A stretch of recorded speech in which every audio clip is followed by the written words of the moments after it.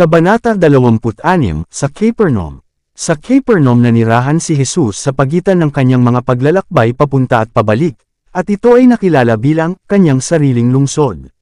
Ito ay nasa baybayin ng dagat ng Galilea, at malapit sa mga hangganan ng magandang kapatagan ng Gennesaret, kung hindi talaga sa ibabaw nito. Ang malalim na pagkalumbay ng lawa ay nagbibigay sa kapatagan na nakapalibot sa baybayin nito ng magandang klima ng timog. Dito sa mga araw ni Kristo ay yumabong ang puno ng palma at ang olibo, narito ang mga taniman at ubasan, lunti ang bukid, at matingkad na namumulaklak na mga bulaklak sa masaganang karangyan, na pawang dinidiligan ng mga buhay na batis na bumubulusok mula sa mga bangin. Ang mga baybayin ng lawa, at ang mga burol na medyo malayo ay nakapalibot dito, ay puno ng mga bayan at nayon. Ang lawa ay natatakpan ng mga bangkang pangisda. Saan man ay ang kaguluhan ng abala, aktibong buhay. Ang Capernaum mismo ay mahusay na inangkop upang maging sentro ng gawain ng tagapagligtas. Palibhas ay nasa lansangan mula sa Damascus hanggang sa Jerusalem at Ehipto, at sa dagat Mediteraneo, ito ay isang mahusay na lansangan ng paglalakbay. Ang mga tao mula sa maraming lupain ay dumaan sa lungsod, o naghintay para magpahinga sa kanilang mga paglalakbay papunta at pabalik.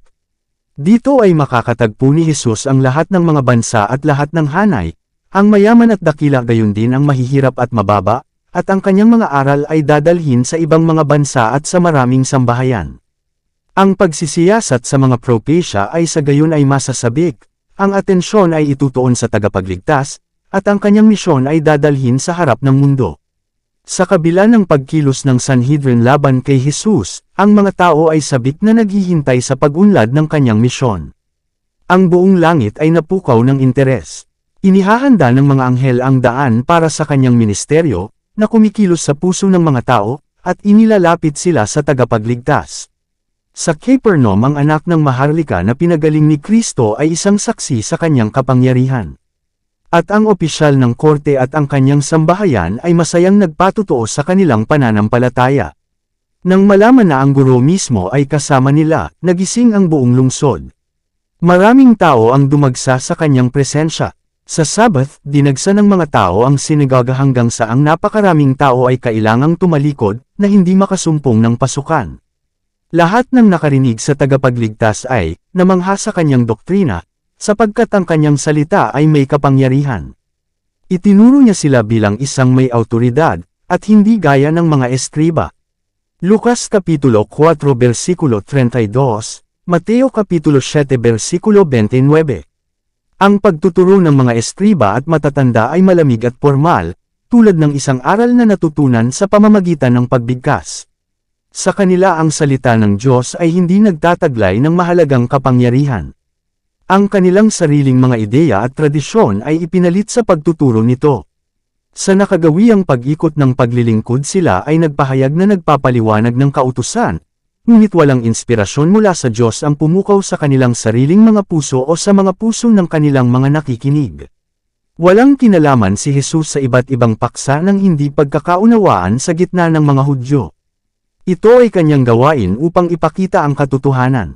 Ang kanyang mga salita ay nagbigay ng liwanag sa mga turo ng mga patriarka at mga propeta, at ang mga banal na kasulatan ay dumating sa mga tao bilang isang bagong paghahayag. Hindi kailanman naunawaan ng kanyang mga tagapakinig ang gayong lalim ng kahulugan sa salita ng Diyos. Nakilala ni Jesus ang mga tao sa kanilang sariling lupa, bilang isang pamilyar sa kanilang mga kalituhan. Ginawa niyang maganda ang katotohanan sa pamamagitan ng paglalahad nito sa pinakadirekta at simpleng paraan. Ang kanyang wika ay dalisay, pino, at malinaw na parang agos. Ang kanyang tinig ay parang musika sa mga nakinig sa walang pagbabago na tono ng mga rabay. Ngunit habang ang kanyang pagtuturo ay simple, siya ay nagsalita bilang isang may awtoridad. Ang katangiang ito ay nagtakda ng kanyang pagtuturo sa kaibahan ng lahat ng iba pa.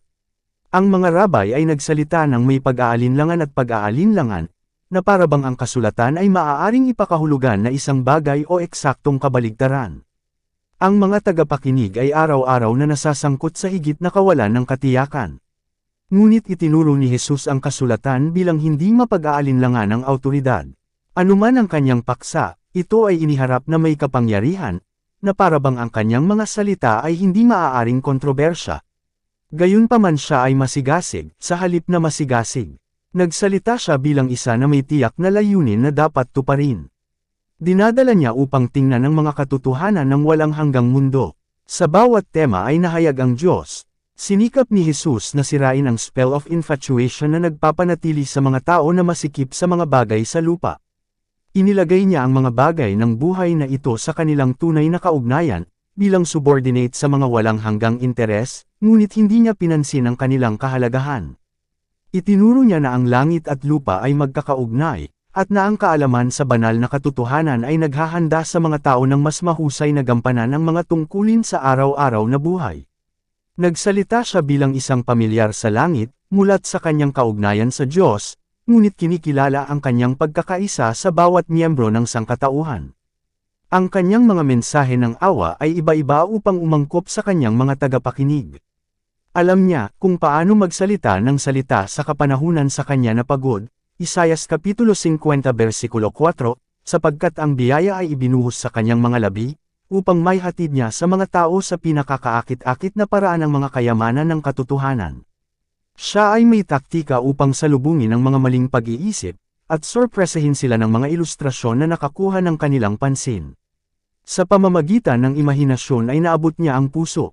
Ang kanyang mga ilustrasyon ay kinuha mula sa mga bagay ng pang-araw-araw na buhay, at bagamat sila ay simple, mayroon silang isang kahangahangang lalim ng kahulugan. Ang mga ibon sa himpapawid, ang mga liryo sa parang, ang binhi, ang pastol at ang mga tupa. Sa mga bagay na ito ay inilarawan ni Kristo ang walang kamatayang katotohanan, at kailanman pagkatapos, nang makita ng kanyang mga tagapakinig ang mga bagay na ito ng kalikasan, naalala nila ang kanyang mga salita. Ang mga ilustrasyon ni Kristo ay patuloy na inuulit ang kanyang mga aralin. Hindi kailanman nambobola ni Kristo ang mga tao. Siya ay hindi kailanman nagsalita ng bagay na magpapalaki sa kanilang mga haka-haka at imahinasyon, ni hindi niya sila pinuri dahil sa kanilang matatalinong imbensyon, ngunit ang malalim, walang kinikilingan na mga nag-iisip ay tumanggap ng kanyang turo, at nalaman na sinubak nito ang kanilang karunungan. Humanga sila sa espiritual na katotohanang ipinahayag sa pinakasimpleng wika. Ang pinakamatataas na pinag-aralan ay nabighani ng kanyang mga salita, at ang mga hindi nakapag-aral ay laging kumikita. Mayroon siyang mensahe para sa mga hindi marunong bumasa at sumulat, at ginawa niya maging ang mga pagano na maunawaan na siya ay may mensahe para sa kanila. Ang kanyang magiliw na habag ay nahulog sa isang dampi ng pagpapagaling sa pagod at nababagabag na mga puso. Kahit sa gitna ng kaguluhan, nang galit na mga kaaway siya ay napalibutan ng isang kapaligiran ng kapayapaan. Ang kagandahan ng kanyang mukha, ang kagandahan ng kanyang pagkatao, higit sa lahat, ang pag-ibig na ipinahayag sa hitsura at tono, ay umaakit sa kanya ng lahat ng hindi nagmatigas sa kawalan ng pananampalataya. Kung hindi dahil sa matamis, nakikiramay na espiritu na nagniningning sa bawat tingin at salita, hindi niya maakit ang malalaking kongregasyon na kanyang ginawa. Nadama ng mga naghihirap na lumapit sa kanya na iniugnay niya ang kanyang interes sa kanila bilang isang tapat at magiliw na kaibigan, at nais nilang malaman ang higit pa sa mga katotohanang itinuro niya. Inilapit ang langit, sila ay naghahangad na manatili sa kanyang harapan, upang ang kaliwan ng kanyang pag-ibig ay mapasa kanila ng palagi. Minasdan ni Jesus ng may malalim na kataimtayman ang nagbabagong mukha ng kanyang mga nakikinig. Ang mga mukha na nagpahayag ng interes at kasiyahan ay nagbigay sa kanya ng malaking kasiyahan. Habang ang mga palaso ng katotohanan ay tumutusok sa kaluluwa, lumalabag sa mga hadlang ng pagkamakasarili, at gumagawa ng pagsisisi, at sa wakas ay pasasalamat, ang tagapagligtas ay natuwa. Nang ang kanyang mata ay tumama sa karamihan ng mga tagapakinig, at nakilala niya sa gitna nila ang mga mukha na kanyang nakita noon, ang kanyang mukha ay nagliwanag sa kagalakan. Nakita niya sa kanila ang mga may pag-asa na sakop para sa kanyang kaharian. Nang ang katotohanan, na malinaw na binigkas, ay humipo sa ilang minamahal na Diyos-Diyosan, minarkahan niya ang pagbabago ng mukha, ang malamig, nagbabawal na tingin, na nagsasabi na ang liwanag ay hindi tinatanggap. Nang makita niya ang mga tao na tumanggi sa mensahe ng kapayapaan, ang kanyang puso ay tinusok hanggang sa kaibuturan.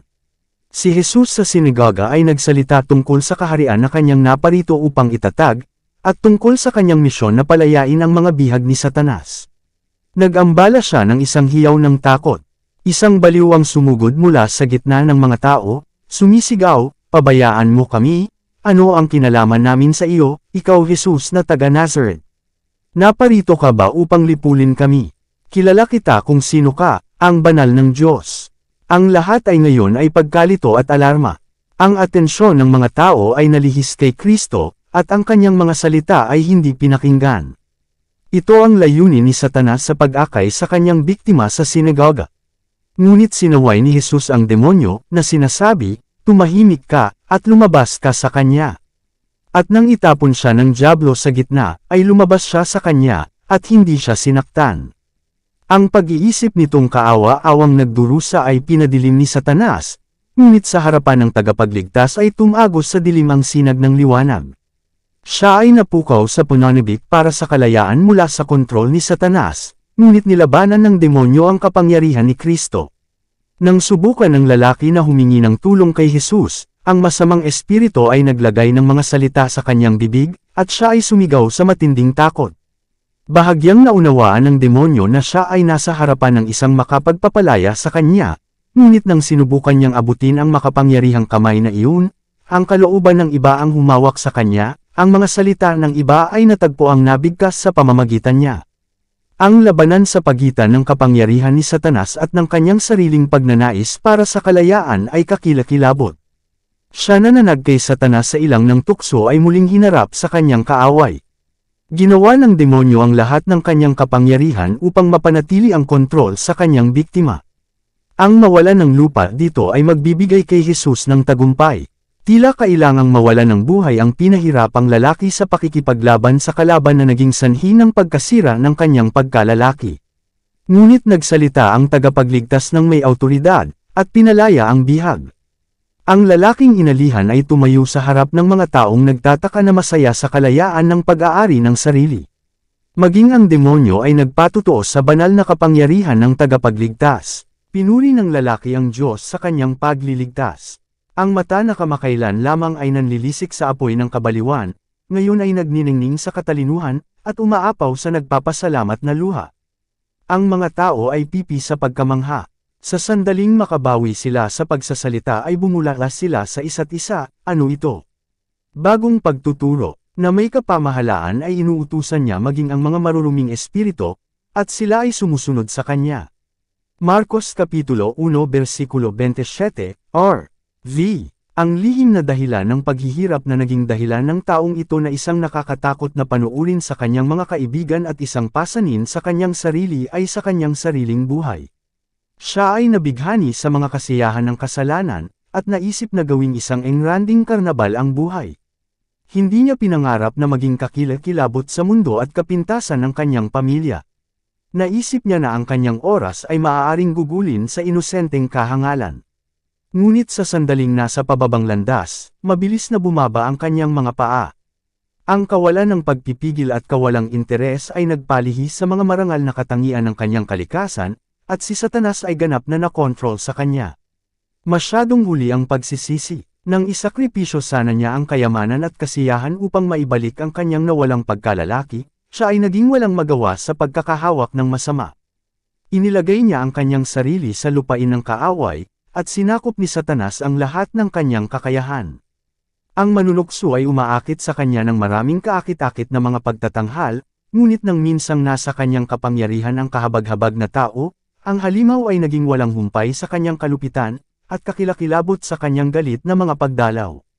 Gayon ang mangyayari sa lahat ng sumusuko sa kasamaan, ang kaakit-akit na kasiyahan ng kanilang maagang karera ay nagtatapos sa kadiliman ng kawalan ng pag-asa o sa kabaliwan ng isang nasirang kaluluwa. Ang parehong masamang espiritu na tumukso kay Kristo sa ilang, at na nagmamay-ari ng baliw ng Capernaum, ang kumokontrol sa mga hindi naniniwalang Hudyo. Ngunit kasama nila ay nagpakatatag siya ng isang hangin ng kabanalan, na nagsisikap na linlangin sila tungkol sa kanilang mga motibo sa pagtanggi sa tagapagligtas. Ang kanilang kalagayan ay higit na walang pag-asa kaysa sa mga demonyo, dahil hindi nila nadama na kailangan ni Kristo at sa makatuwid ay mahigpit na napahawak sa ilalim ng kapangyarihan ni Satanas.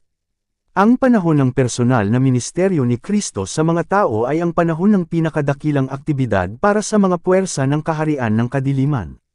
Sa loob ng mahabang panahon si Satanas kasama ang kanyang masasamang anghel ay naghahangad na kontrolin ang mga katawan at kaluluwa ng mga tao, upang dalhin sa kanila ang kasalanan at pagdurusa, pagkatapos ay ipinataw niya sa Diyos ang lahat ng paghihirap na ito. Inihahayag ni Jesus sa mga tao ang katangian ng Diyos. Sinisira niya ang kapangyarihan ni Satanas, at pinalaya ang kanyang mga bihag. Ang bagong buhay at pag-ibig at kapangyarihan mula sa langit ay kumikilos sa mga puso ng mga tao, at ang prinsipe ng kasamaan ay napukaw upang ipaglaban ang kataas-taasang kapangyarihan ng kanyang kaharian. Ipinatawag ni Satanas ang lahat ng kanyang puwersa, at sa bawat hakbang ay tinututulan ang gawain ni Kristo. Gayon din ang mangyayari sa malaking huling tunggalian ng kontrobersya sa pagitan ng katwiran at kasalanan. Habang ang bagong buhay at liwanag at kapangyarihan ay bumababa mula sa itaas sa mga disipulo ni Kristo, isang bagong buhay ang sumisibol mula sa ibaba, at nagpapasigla sa mga ahensya ni Satanas. Ang intensity ay pag-aari ng bawat elemento sa lupa. Sa pamamagitan ng katalinuhan na natamo sa mga siglo ng labanan, ang prinsipe ng kasamaan ay gumagawa sa ilalim ng isang pagbabalat kayo. Siya ay lumilitaw na nakadamit bilang isang anghel ng liwanag, at maraming tao ang nakikinig sa mga espiritong mapang-akit, at sa mga doktrina ng mga demonyo. Unang Timoteo Kapitulo 4 Versikulo 1. Sa panahon ni Kristo ang mga pinuno at guro ng Israel ay walang kapangyarihan na labanan ang gawain ni Satanas. Pinababayaan nila ang tanging paraan kung saan maaari nilang mapaglabanan ang masasamang espiritu. Sa pamamagitan ng salita ng Diyos na daig ni Kristo ang masama, ang mga pinuno ng Israel ay nagpahayag na sila ang mga tagapagpaliwanag ng salita ng Diyos, ngunit pinag-aralan lamang nila ito upang mapanatili ang kanilang mga tradisyon, at ipatupad ang kanilang gawang tao na mga pagdiriwang. Sa pamamagitan ng kanilang interpretasyon ay ipinahayag nila ang mga damdaming hindi kailanman ibinigay ng Diyos. Ang kanilang mystical construction ay ginawang malabo ang kanyang ginawang malinaw. Pinagtatalunan nila ang hindi gaanong kabuluhan ng mga teknikalidad, at halos tinanggihan ang pinakamahalagang katotohanan. Kaya ang pagtataksil ay inihasak broadcast. Ang salita ng Diyos ay ninakawan ng kapangyarihan nito, at ginawa ng masasamang espiritu ang kanilang kalooban. Nauulit ang kasaysayan, sa pamamagitan ng bukas na Biblia sa kanilang harapan, at nag-aangking iginagalang ang mga turo nito, marami sa mga pinuno ng relihiyon sa ating panahon ang sumisira sa pananampalataya dito bilang salita ng Diyos. Abala sila sa kanilang sarili sa pag-dissect ng salita, at itinatakda ang kanilang sariling mga opinyon kaysa sa mga pinakasimpleng pahayag nito. Sa kanilang mga kamay ang salita ng Diyos ay nawawalan ng kapangyarihang muling makabuo. Ito ang dahilan kung bakit ang pagtataksil ay nagpapatakbo ng kaguluhan, at ang kasamaan ay laganap. Kapag pinahina ni Satanas ang pananampalataya sa Biblia, inaakay niya ang mga tao sa ibang pinagmumulan ng liwanag at kapangyarihan. Kaya't sinisi niya ang kanyang sarili. Yaong mga tumalikod sa payak na pagtuturo ng kasulatan at ang mapanghikayat na kapangyarihan ng banal na espiritu ng Diyos ay nag-aanyaya sa kontrol ng mga demonyo. Ang pagpuna at haka-haka hinggil sa mga kasulatan ay nagbukas ng daan para sa espiritismo at theosopia, yaong mga moderno na anyo ng sinaunang pagano, upang magkaroon ng saligan maging sa mga nag-aangking simbahan ng ating Panginoong Jesu Kristo. Sa tabi ng pangangaral ng Ebanghelyo, ang mga ahensya ay kumikilos na siyang daluyan lamang ng mga sinungaling na espiritu. Maraming tao ang nakikialam sa mga ito dahil lamang sa kuryosidad, ngunit nakikita ang katibayan ng paggawa ng isang higit pa sa kapangyarihan ng tao, siya ay naakit ng paulit-ulit, hanggang sa siya ay kontrolado ng isang kalooban na mas malakas kaysa sa kanyang sarili. Hindi siya makatakas sa mahiwagang kapangyarihan nito. Ang mga depensa ng kaluluwa ay nasira. Wala siyang hadlang laban sa kasalanan. Kapag sa sandaling ang mga pagpigil ng salita ng Diyos at ng kanyang espiritu ay tinanggihan, walang tao ang nakakaalam kung gaano kalalim ng pagkasira ang maaaring lumubog. Ang lihim na kasalanan o master passion ay maaaring maging bihag sa kanya na walang magawa gaya ng demonyo ng Capernaum. Gayunpaman, ang kanyang kalagayan ay hindi nawawalan ng pag-asa. Ang paraan kung saan maaari nating madaig ang masama ay yaong sa pamamagitan ni Kristo ay napagtagumpayan, ang kapangyarihan ng salita. Hindi kinokontrol ng Diyos ang ating pag-iisip ng walang pahintulot, ngunit kung nais nating malaman at gawin ang kanyang kalooban, ang kanyang mga pangako ay atin, malalaman ninyo ang katotohanan, at ang katotohanan ay magpapalaya sa inyo. Kung ang sinuman ay nagnanais na gawin ang kanyang kalooban, malalaman niya ang turo. Juan Kapitulo 8 Versikulo 32, 17 minuto pasado alas 7, R.V. Sa pamamagitan ng pananampalataya sa mga pangakong ito, ang bawat tao ay maaaring maligtas mula sa mga patibong ng kamalian at kontrol ng kasalanan. Ang bawat tao ay malayang pumili kung anong kapangyarihan ang mayroon siya upang mamuno sa kanya. Walang sino man ang bumagsak, ng napakababa, walang napakasama, ngunit makakatagpo sila ng pagpapalaya kay Kristo. Ang demonyo, bilang kapalit ng panalangin, ay makapagbigkas lamang ng mga salita ni Satanas, gayunpaman, ang di masabi na panawagan ng puso ay narinig. Walang sigaw mula sa isang kaluluwang nangangailangan, bagamat ito ay nabigo sa pagbigkas sa mga salita, ay hindi papansinin. Yaong mga papayag na pumasok sa pakikipagtipan sa Diyos ng langit ay hindi pinababayaan sa kapangyarihan ni Satanas o sa kahinaan ng kanilang sariling kalikasan. Sila ay inanyayahan ng tagapagligtas, hayaan niyang hawakan niya ang aking lakas, upang siya ay makipagpayapaan sa akin, at makikipagpayapaan siya sa akin. Isayas Kapitulo 27 Versikulo 5. Ang mga espiritu ng kadiliman ay makikipagdigma para sa kaluluwa minsan sa ilalim ng kanilang kapangyarihan, ngunit ang mga anghel ng Diyos ay lalaban para sa kaluluwang iyon ng may nangingibabaw na kapangyarihan. Ang sabi ng Panginoon, kukunin ba ang huli sa makapangyarihan, o maliligtas ba ang matuwid na bihag?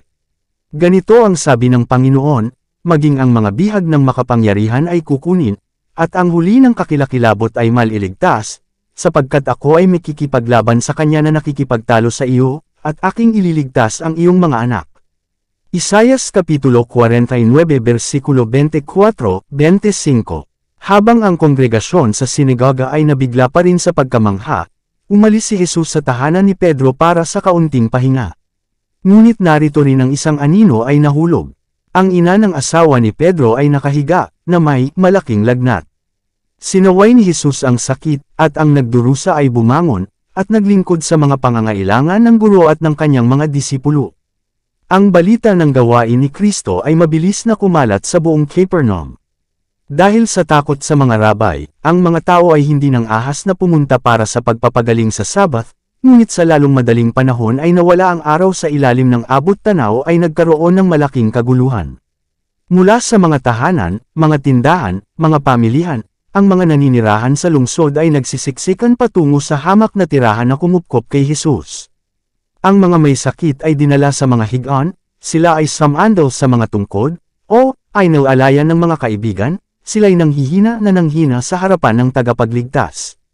Oras-oras sila ay nagsiparon at nagsishulas, sapagkat walang makakaalam kung bukas ay matatagpuan pa rin nila ang manggagamot.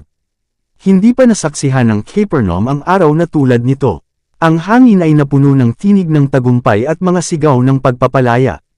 Tuwang-tuwa ang tagapagligtas sa kagalakan na kanyang nagising. Habang nasaksihan niya ang mga pagdurusa ng mga lumapit sa kanya, ang kanyang puso ay napukaw ng pakikiramay, at nagalak siya sa kanyang kapangyarihang ibalik sila sa kalusugan at kaligayahan. Hanggang sa ang huling nagdurusa ay napaginhawa ay hindi itinigil ni Jesus ang kanyang gawain. Malalim na ang gabi nang umalis ang karamihan, at namayani ang katahimikan sa tahanan ni Simon. Ang mahaba, kapanapanabik na araw ay lumipas, at si Jesus ay naghanap ng kapahingahan. Ngunit habang ang lungsod ay nababalot pa ng antok, ang tagapagligtas ay bumangon ng matagal bago mag-araw, lumabas, at umalis sa isang ilang, at doon nanalangin. Sa gayon ay ginugol ang mga araw sa buhay ni Jesus sa lupa. Madalas niyang pinaalis ang kanyang mga disipulo upang bisitahin ang kanilang mga tahanan at magpahinga, ngunit malumanay niyang nilabanan ang kanilang mga pagsisikap na ilayo siya sa kanyang mga gawain. Buong araw siya ay nagpagal, nagtuturo sa mga mangmang, nagpapagaling ng mga may sakit, nagbibigay ng paningin sa mga bulag, nagpapakain sa karamihan, at sa gabi o sa madaling araw, pumunta siya sa santuwaryo ng mga bundok para sa pakikipag-isa sa kanyang ama. Kadalasan ay nagpalipas siya ng buong gabi sa panalangin at pagninilay-nilay, bumabalik sa pagsikat ng araw sa kanyang gawain sa gitna ng mga tao. Maagang umaga, si Pedro at ang kanyang mga kasamahan ay lumapit kay Jesus, na nagsasabing hinahanap na siya ng mga tao sa Capernaum. Ang mga alagad ay labis na nadismaya sa pagtanggap na nakilala ni Kristo hanggang ngayon. Ang mga awtoridad sa Jerusalem ay naghahangad na patayin siya, kahit ang kanyang sariling mga kabayan ay sinubukang kitilin ang kanyang buhay, ngunit sa Capernaum siya ay tinanggap na may masayang sigasig, at ang pag-asa ng mga alagad ay muling nagningas. Maaaring sa mga Galilean na mapagmahal sa kalayaan ay matatagpuan ang mga taga-suporta ng bagong kaharian. Ngunit sa pagtataka ay narinig nila ang mga salita ni Kristo, kailangan kong ipangaral din ang kaharian ng Diyos sa ibang mga lungsod, sapagkat kaya nga ako sinugo. Sa pananabik na namayani noon sa Capernaum, may panganib na ang layunin ng kanyang misyon ay mawala sa paningin. Hindi nasisiyahan si Jesus na akitin ang kanyang sarili bilang isang kahangahangang manggagawa o isang manggagamot ng mga pisikal na sakit. Siya ay naghahangad na ay lapit ang mga tao sa kanya bilang kanilang tagapagligtas. Habang ang mga tao ay sabik na maniwala na siya ay naparito bilang isang hari, upang magtatag ng isang makalupang paghahari, ninais niyang ibaling ang kanilang isipan mula sa makalupa tungo sa espiritual. Ang makamundong tagumpay lamang ay makakahadlang sa kanyang gawain. At ang pagkamangha ng mga pabayan na karamihan ay bumagsak sa kanyang espiritu. Sa kanyang buhay ay walang pinaghalong paninindigan sa sarili. Ang parangal na ibinibigay ng mundo sa posisyon, o kayamanan, o talento, ay dayuhan sa anak ng tao. Wala sa mga paraan na ginagamit ng mga tao upang manalo ng katapatan o paggalang sa utos ang ginamit ni Jesus. Ilang siglo bago ang kanyang kapanganakan, ipinrope siya tungkol sa kanya, siya ay hindi hihiyo, o tataas, o ipaparinig ang kanyang tinig sa lansangan. Ang basag na tambo ay hindi niya babuliin, at ang manipis na lino na nagninangas ay hindi niya papatayin, kanyang ilalabas ang kahatulan sa katotohanan. Siya'y hindi mabibigo ni manglulupaypay man, hanggang sa mailagay niya ang kahatulan sa lupa. Isayas Kapitulo 42 versikulo 2 hanggang 4, margin. Ang mga pariso ay naghangad ng pagkakaiba sa pamamagitan ng kanilang maingat na seremonya, at ang pagpapakita ng kanilang pagsamba at mga kawang gawa. Pinatunayan nila ang kanilang kasigasigan para sa relihiyon sa pamamagitan ng pagiging tema ng talakayan. Ang mga pagtatalo sa pagitan ng magkasalungat na mga sekta ay malakas at mahaba, at hindi karaniwan na marinig sa mga lansangan ng tinig ng galit na kontrobersya mula sa mga matatalinong doktor ng batas. Sa kapansin-pansing kaibahan sa lahat ng ito ay ang buhay ni Jesus. Sa buhay na iyon, walang maingay na pagtatalo, walang pakitang tao na pagsamba, walang kilos upang makakuha ng palakpakan, ang nasaksihan. Si Kristo ay nakatago sa Diyos, at ang Diyos ay nahayag sa katangian ng kanyang anak. Sa paghahayag na ito ninais ni Jesus na ang mga isipan ng mga tao ay mapatnubayan, at ang kanilang pagpupugay ay ibigay. Ang araw ng katwiran ay hindi sumikat sa mundo sa ningning, upang masilaw ang mga pandama ng kanyang kaluwalhatian. Nasusulat tungkol kay Kristo, ang kanyang paglabas ay inihanda gaya ng umaga. Oseas Kapitulo 6 versikulo 3. Tahimik at malumanay na sumisikat ang liwanag ng araw sa lupa, pinawi ang anino ng kadiliman, at ginigising ang mundo sa buhay. Kaya't sumikat ang araw ng katwiran, na may kagalingan sa kanyang mga pakpak. Malakyas Kapitulo 4 versikulo 2. Dito nagtatapos ang Kabanata 26. Para updated ka sa susunod na kabanata, ay huwag kalimutang mag-subscribe, mag-follow at mag-share sa ating channel Renilab TV. Maraming salamat po.